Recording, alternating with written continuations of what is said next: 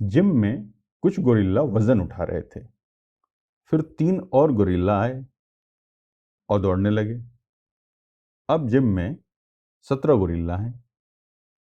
कुल कितने गोरिल्ला वजन उठा रहे थे? तो यह गोरिल्लाओं की संख्या है जो पहले से जिम में थे, या वो गोरिल्ले जो वजन उठा रहे थे। तो कितना गोरिल्ला वजन उठा रहे थे? हमारे लिए यहाँ एक चित्र है, आइए देखें यह चित्र हमें क्या बता रहा है। यहाँ कितने वर्ग हैं? 1, 2, 3, 4, 5, 6, 7, 8, 9, 10, 11, 12, 13, 14, 15, 16, 17 वर्ग। तो यह 17 है, उतने ही जितने गोरिल्ला जिम में हैं। तो ये 17 हो गए। कितने गोरिल्ले अब जिम में हैं? जिम में अब कितने गोरिल्ले हैं? तो पूरे 17 हैं। अब जिम में कुछ गोरिल्ला पहले से थे, 3 और आकर दौड़ने लगे थे। तो शायद ये तीनों हैं जो कि अंदर आए और दौड़ना शुरू कर दिया। तो 1, 2, 3। तो पहले से वहां कितने गोरिल्ले थे जो वजन उठा रहे थे? तो बाकी के सभी वजन उठाने वाले रहे होंगे। तो वो है 1, 2, 3, 4, 5, 6, 7, 8, 9, 10, 11, 12, 13, 14। तो 14 गोरिल्ले वजन उठा रहे थे। उनको मैंने यहां पर बैंगनी रंग में दिखा दिया है। फिर 3 और अंदर आए और दौड़ना शुरू कर दिया। अब हमारे पास 17 हैं। आप 17 बक्से देख सकते हैं। तो कितने गोरिल्ले पहले से जिम में वजन उठा रहे थे? वे 14 हैं। 14। इसे दूसरे तरीके से भी कर सकते हैं। ऐसा कह सकते हैं कि कुछ गोरिल्ले थे जो कि जिम में वजन उठा रहे थे। अब 3 और गोरिल्ले अंदर चले आते हैं। 3 और गोरिल्ला मिलाकर अब वो 17 गोरिल्ला हो गए हैं। तो आप कह सकते हैं कि कुछ गोरिल्ले जोड़ 3 मिलाकर 17 हैं, या आप कह सकते हैं 17 घटाओ 3, यानी कि वो जो 3 अंदर घुस आए थे, ये करने से आपको पहले से मौजूद गोरिल्लों की संख्या का पता चल जाएगा। आप इसे किसी भी तरीके से करें, आपको 14 ही मिलेगा। 17 घटाओ 3 करके भी देख सकते हैं। यहाँ 1 दहाई है और 7 इकाई है।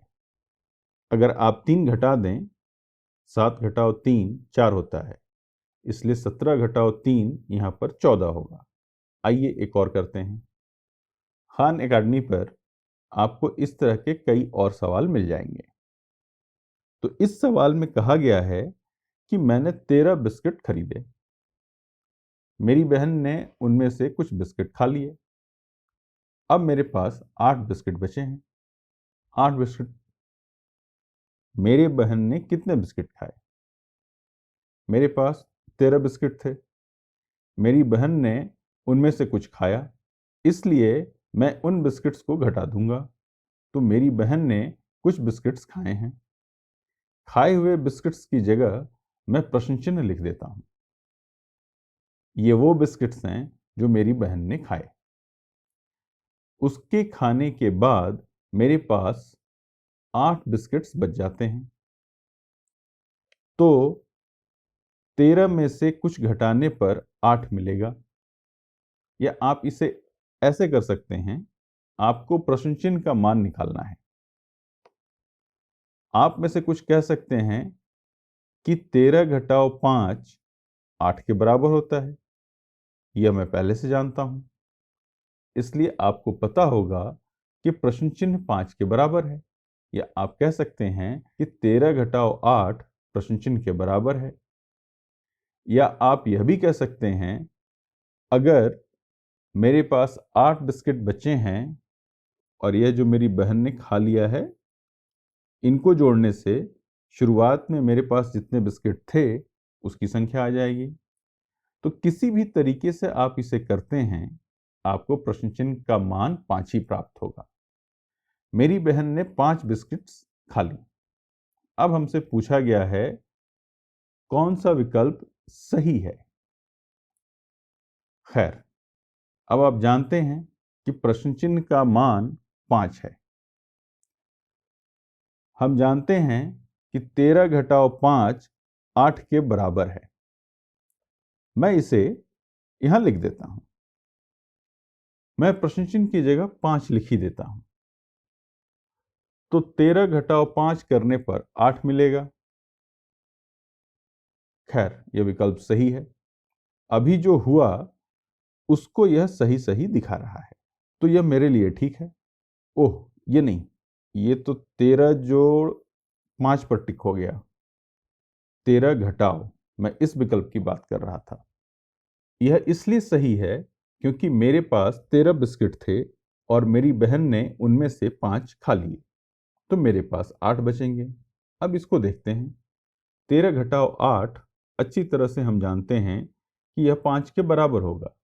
हमारे पास विकल्प में 13 घटाओ 8 बराबर 5 नहीं है, इसलिए हमें कहीं भी टिक नहीं करना है। फिर इसको देखते हैं। हम अब जानते हैं कि प्रश्न चिन्ह 5 के बराबर है, तो 8 प्लस 5 करने से 13 मिलेगा। यह विकल्प भी सही होगा। हम जानते हैं कि 8 जोड़ 5 13 है। यह 8 है जो मेरे पास बचा है। साथ ही 5 जो कि मेरे बहन ने खा लिए थे, कुल मिलाकर 13 हुए, जिसके साथ मैंने शुरुआत की थी। 13 जोड़ 5 बराबर 18 हमारे लिए ठीक नहीं है। 18 का सवाल से कोई लेना देना नहीं है। 18 तो था ही नहीं। ऐसा तो हुआ नहीं कि मेरी बहन कुछ और बिस्किट खरीद कर लाई और मुझे दे दी, जिससे मेरे पास 18 बिस्किट हो गए। मेरे पास 8 बिस्किट बचे हैं। मैंने 5 नहीं जोड़ा क्योंकि मेरी बहन ने 5 बिस्किट खा लिए थे, इसलिए मैंने उसे घटा दिया।